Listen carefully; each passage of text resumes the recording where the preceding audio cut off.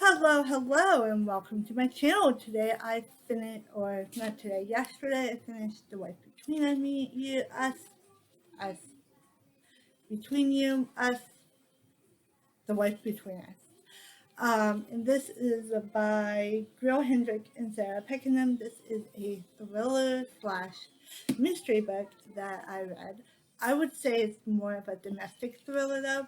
It's focused on these. I'm not going to tell you too much about this book for on spoilers, but going into this, it does have multiple twists, like 3 twists, to be honest. And each twist correlates with its part. So in the beginning, we meet Nellie. It does follow Nellie, and she is going after her ex-husband's wife, and or the not the wife, but the future wife. I should say future wife because they don't. Yeah. Anyway, so yeah, and that's all you really need to know going into this novel. That it is a domestic thriller and stuff like that. I will mention that it does have some trigger warnings. This one does have domestic violence in it, so it does have violence and it, yeah, it has violence, but it doesn't have like gory violence. It's more like um, this abusive relationship. It features abusive relationship. So if you do not want to go into that reading this book, I highly not pick it up. So like I think abusive relationships is a thing to cover in books, but I also think it also really could trigger somebody if they've been in an abusive relationship, stuff like that. So yeah, this book. So now on to the spoilers. What I do want to talk about this book. So if you've seen my booktube, not booktubeathon, what was it? Spookathon um, TBR, I read it, and if you watched the vlog, I read this book, and I did do some spoilers, so sorry about that if you guys got spoiled by this book. But this is about, we have the first part, which goes into Emma and Vanessa, and they, they kind of, Emma is like this, or not Emma, Nellie, and Vanessa, and Nellie is actually like she's a preschool teacher, and her love life is Richard, and she's been getting mysterious phone calls and stuff like that. She thinks that's from her past, but we don't know what yet. And then we meet Sam, her roommate, who just hangs out with her every day. She also works with her in the preschool. And then we meet Vanessa, and Vanessa is quite the opposite. She is going after Nellie to basically to she's going after Nellie so that um, she can um, like get Richard back, it seems like. And then at the end of that part, they end up kind of merging together. And what I mean by that is they are the same person.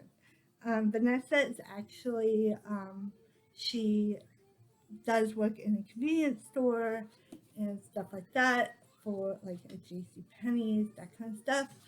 And she's working at that and having people try on dresses and stuff like that. And she ends up like she it's just yeah she ends up like she ends oh yeah so she ends up um Vanessa and Nellie are the same. So when she meets Richard, she she finds out that like we find out as the readers that she and Nellie are the same. Nellie is a nickname that Richard came up for her, the nervous Nellie, because they met on an airplane and she was scared to fly, obviously, and stuff like that. She was trying to get away from Florida. We do learn the backstory of Florida with the death of Maggie, who is they live in a fraternity, like Vanessa and her friends, her fraternity friends, live there, and Maggie comes and what's on this computer screen? Maggie comes and basically wants to join, obviously, and yeah, then she like gets into the initiation and she almost dies. Or she dies. Actually, she dies. That's a spoiler as well. But yeah, it's really, really interesting. I really love the character of Nellie, or slash Vanessa slash Nellie, because she is very complicated. She ends up being portrayed as a crazy woman. As you know, I love her character because she's kind of like, she's indifferent. She's very indifferent. She's very like, um, obviously her past life is different than her future, and it's really interesting. It also this book plays on memory, um, so it's like what she remembers and stuff. And I think it's really interesting because she does drink alcohol, the main character does, so that can affect your memory, I would assume. And yeah, probably because yeah. And her husband is an abusive man. He deals with rage control, and he ends up really like caring for Vanessa slash Nellie. She meets him in the hospital and stuff, and when it's all over and stuff like that, and he's mentally unstable basically, and he's still try to think that they can work it out, which I think is kind of ridiculous. I mean, he choked her, sat on her, beat her, kicked her, all that stuff. I was like, what the heck are you doing? So he also like yelled at her when she was like saying that she has become pregnant, and like the reason behind the pregnancy and stuff, which was early on in the beginning. It was with Vanessa's story, and how Richard yelled at her for, that she did become pregnant one time, but it was when she was like 16, so she wasn't ready to have, or 19, she wasn't ready to have the baby, and she just didn't have the power to tell Richard that before about her past life in Florida and stuff like that. Also, there was some unexplained things as well. I think there was a couple that are in New York, and they talk about her when she's in New York taking care of preschoolers or whatever, and they say that she's from Florida. And she's like, where did you hear that? I haven't told anybody that. Not even my best friend. Stuff like that. So yes, I did really like the ending. I think the ending was probably my favorite part, where we find out who Emma is. And Emma, I could not believe it. I was thinking, who is Emma? Because the question that earlier in the questionnaire, there's a question that says,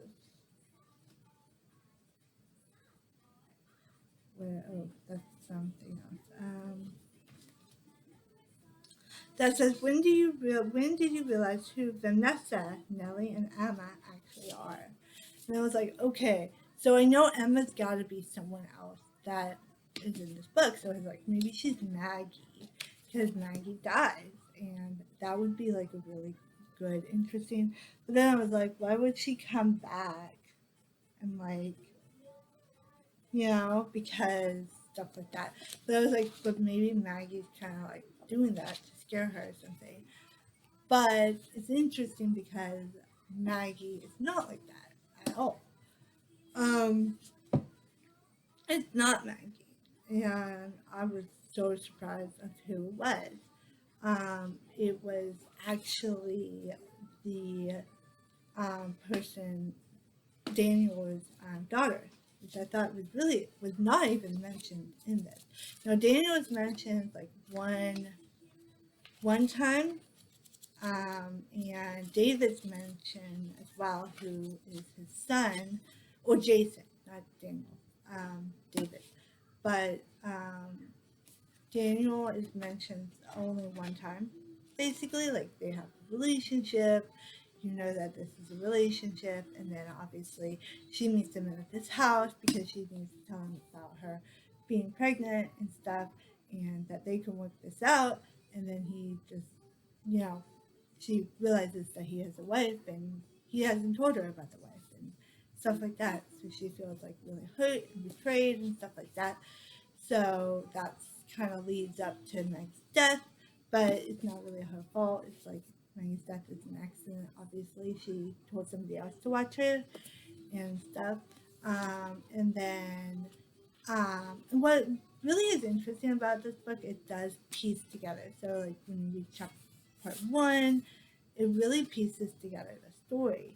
There is only a couple questions I think I have of this book. Number one, where is Duke? Duke the dog goes missing. I do not. I don't know why. Think that's a key importance, but I don't know. Nobody knows. Like she doesn't think Richard did it because Richard does have feelings for the dog, but she obviously didn't do it. Obviously, so I'm like, oh, where's Duke? Where's Duke? Readers or not listeners or Greer Hendricks and Sarah Pekkanen, where's Duke? I want to know where Duke is because that's messed up. If I mean, it's kind of left to question. Mommy, that. I need one break. Okay, I will. Um, it's kind of left to question whether or not, um, whether or not that Duke is still alive or not. I don't know. So that's a question for this author reading and writing a sequel where Duke is. I don't know, or a novella. It could be a novella. Um, but yeah, other than that, I think it's pretty clear and stuff, and it's coherent. So like when I read the last chapter, I was like, oh my god, freaking out. And I loved it. It was like very carefully planned. We have Nellie who's carefully trying to get rid of Richard and set that up with Emma, and then her backtracking and saying, oh no, I don't want her to go experience what I experienced through, like with abuse and stuff. So yes, I rated this a 5 out of 5. It is amazing, and I do highly. Whoa, why is there food on my computer? Anyway, I really rate this really highly, a 5 out of 5, and I really love this book. Go pick it up at your local bookstore or library. Yes, this actually amused me. And I don't know how both the authors write. Like I've never read any of the authors' books, but I think that they should write, like, I don't know. It just was really good, and I highly recommend it. I don't think this is necessarily a scary book because there's no like break-in or home invasion or stuff like that. There's no scary stuff involving in this book. I mean, there's kind of like mystery. It's a mystery type of thriller book that like kind of goes. It also reminds me of Sweet Single White Female, the movie, kind of, and Nellie does like dress up. Like she gets 3 different haircuts. It's just perfection. So yeah, highly recommend this book, and yeah, stay tuned to another review. Bye.